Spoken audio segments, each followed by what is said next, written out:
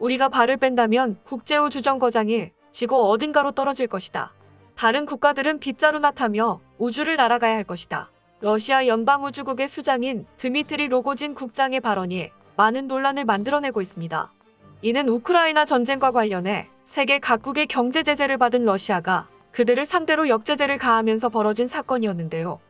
지난 7일 러시아가 발표한 비우호국가의 명단에는 대한민국도 포함되어 있었습니다. 대한민국은 경제제재 대응팀을 따로 만들어낼 만큼 러시아에 대한 경제제재의 수위를 높이고 있는 국가 중 하나인데요. 구석까지 몰린 러시아가 꺼내든 카드는 우주산업에 관련된 역제재였습니다. 하지만 대한민국은 아랑곳하지 않고 신기술을 개발하여 활로를 뚫어내며 우주산업의 희망으로 떠오르고 있는데요. 심지어 이번에 대한민국이 만들어낸 우주발사체 기술은 금방이라도 무기기술로 탈바꿈할 가능성이 있어 대한민국의 괴물 미사일이 한 단계 진화할 것으로 보이고 있습니다. 이로 인해 중국과 일본 등 주변 국가들은 긴장태세에 들어갔다고 하는데요. 어떻게 된 일인지 자세하게 알아보겠습니다. 현재 러시아는 시간이 지날수록 수위를 높여가는 경제 제재를 타개하기 위해 우주산업에서 다른 나라와의 협력을 일체 중단하겠다는 식의 태도를 취하고 있는데요. 드미트리 로고진 국장은 자신들을 빼놓고 우주에서 무언가를 할 수 있겠냐는 듯이 비아냥거리며 전 세계에 역제재를 가하고 있습니다. 러시아가 이처럼 강하게 나올 수 있는 것은 전 세계 우주 로켓 산업에서 러시아가 그만큼 깊숙이 개입하고 있기 때문인데요. 미국과 러시아가 양분하고 있던 우주항공 산업은 러시아가 조금 더 우위를 점하고 있는 것이 사실입니다. 1986년 우주왕복선 챌린저호의 폭발 사고와 2003년 우주왕복선 컬럼비아호 공중분해 사고는 미 항공우주국 나사의 신뢰도에 큰 타격을 주었고 결국 2011년에는 우주왕복선 사업을 공식적으로 종료하게 되었는데요. 나사가 야심차게 추진했던 우주왕복선 사업에서 참패를 겪자 국내 입지가 극도로 좁아진 미국의 우주산업은 제동이 걸리고 말았고 앞서가는 러시아를 지켜볼 수밖에 없는 신세가 되었습니다. 러시아는 미국이 물러난 우주왕복선 사업에 자리를 꿰찼는데요.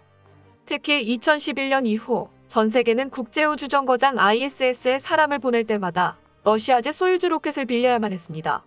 ISS는 우주 공간에서 행해지는 모든 탐사에서 전초기지 역할을 하는 곳이기 때문에 정기적 탐사를 위해서는 반드시 거쳐가야 하는 곳인데요.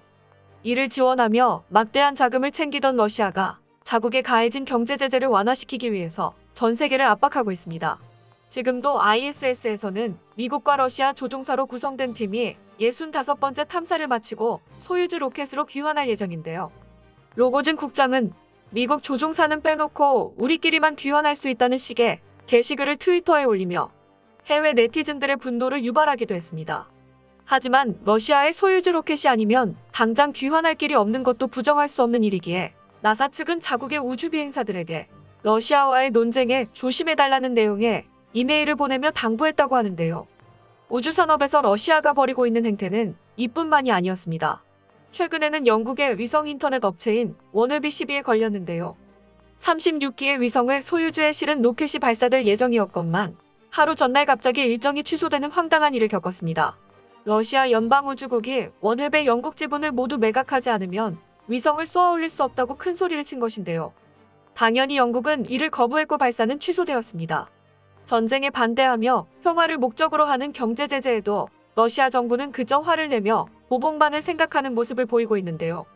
러시아는 이러한 일련의 과정을 모두 인터넷에 게시하며 다른 나라도 같은 일을 당할 수 있다는 듯이 으름장을 놓았습니다. 게다가 회수에 앞서 러시아는 소유주 로켓 외관에 붙어있던 미국, 영국, 일본, 프랑스, 한국 등 5개국의 국기 이미지를 제거하기도 했는데요. 한국의 하나시스템은 작년 8월 3억 달러를 투자해 원웹 주식의 8.8%를 확보하고 있는 대주주 중의 한 기업이었습니다. 또한 대한민국은 올 하반기에 위성 2기를 소유주 로켓에 실어 올릴 예정이었기에 같은 피해를 입는 것이 아니냐는 우려의 목소리가 들려오기도 했는데요. 하지만 그간 독자적으로 우주산업 기술을 개발해온 한국은 이제 러시아의 도움 없이도 우주 발사체를 만들어낼 수 있다는 것을 증명하게 되었습니다. 우리나라는 2013년 처음으로 인공위성을 쏘아 올리며 스페이스 클럽의 11번째 국가가 되었는데요.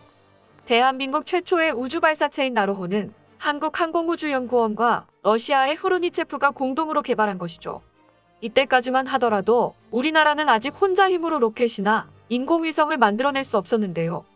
3단으로 이루어진 나로호의 1단 엔진은 러시아에서 그대로 들여왔다고 말해도 과언이 아닐 정도로 러시아의 손길이 많이 들어갔고 아직은 생소한 우주산업이라는 분야에서 한국이 많은 도움을 받기도 했습니다. 또한 발사 과정을 3차례나 러시아와 함께 진행하면서 아이러니하게도 귀중한 노하우를 많이 축적했으며 발사 후 위성 추적 기술 또한 익힐 수 있게 되었는데요. 이를 바탕으로 2021년부터는 온전히 우리의 힘으로 개발할 수 있을 정도로 빠르게 성장할 수 있었습니다. 하지만 이제는 사정이 많이 달라지게 되었는데요. 우크라이나 전쟁을 계기로 틀어진 러시아와 대한민국의 관계는 쉽게 돌이키기 힘들 것으로 예상되고 있습니다. 그나마 다행인 것은 그동안 우리가 우주항공 산업에서 믿을 수 없는 발전을 일구어냈다는 것인데요. 대한민국 특유의 집념과 빠른 성장력은 고작 8년 만에 순수 국내 기술로 완성시킨 한국형 발사체 누리호를 발사하여 700km까지 솟아오르게 만들었습니다. 이는 당초 전문가들이 세웠던 27.2%라는 희망이 거의 없는 관측을 뚫어내고 성공 직전까지 갔다는 것인데요. 이제는 위성 궤도에 안착하는 과제만을 남겨두고 있는 누리호는 오는 6월 15일에 2차 발사 일정이 예정되어 있는 상황입니다. 이번 발사가 성공한다면 우리는 완전하게 항공우주 기술로부터 독립을 이뤄낼 수 있게 되는 것인데요.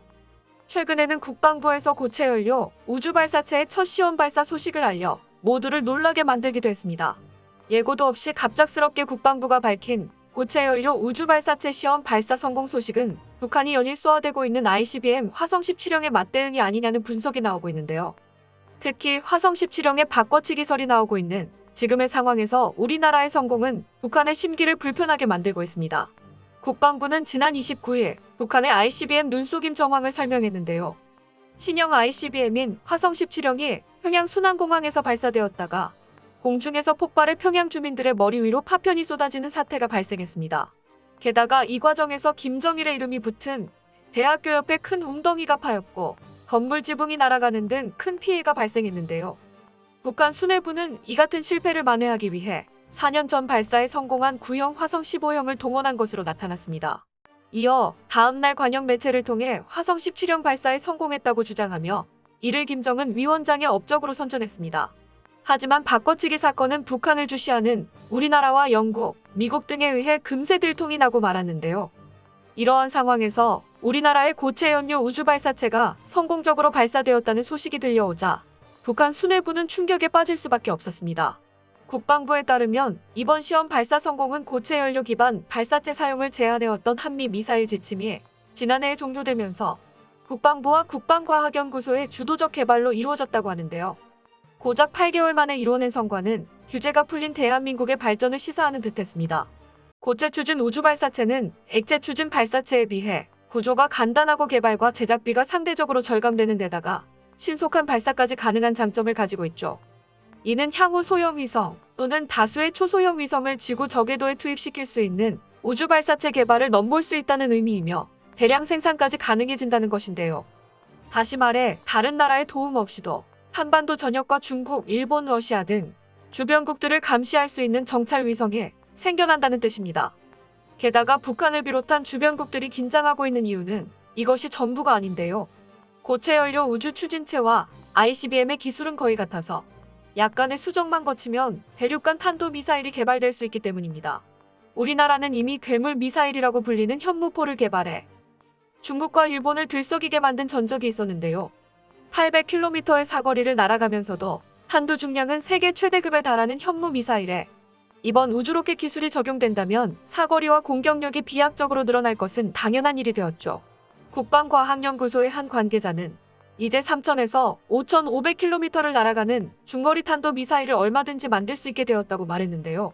우크라이나 전쟁과 관련해 불온한 움직임을 지속적으로 보이고 있는 중국은 후방을 노리는 대한민국을 신경 쓰느라 움직임이 둔해질 것으로 전망되고 있습니다. 서울과 베이징까지의 직선 거리는 952km이며 현재 보유한 기술만으로도 이미 수도를 넘어서 중국 내륙을 사정권에 둘 수 있는 상태인데요. 여기서 우리나라의 미사일이 더욱 사거리가 증가하게 된다면 중국 전역을 강타할 수 있게 되기 때문입니다. 이는 수도 사이의 거리가 1159km 떨어진 일본도 사정이 크게 다르지 않습니다. 현재 ADD와 한국항공우주연구원은 긴밀한 협력하에 탑재 중량을 단기간에 증가시키고 발사 비용을 절감해 대량 생산도 가능할 수 있도록 방침을 세우고 있는데요. 물론 다른 국가와의 신뢰를 바탕으로 도움을 주고 받는 것도 중요하지만 스스로를 지킬 수 있는 힘을 갖추는 것이 선행되어야 합니다. 자국의 안전을 지키기 위해 오늘도 노력하는 대한민국 국방부와 우주산업 관계자들을 응원합니다. 끝까지 시청해주셔서 감사합니다. 도움이 되셨다면 좋아요를, 다른 이야기도 궁금하시면 구독을 눌러주세요.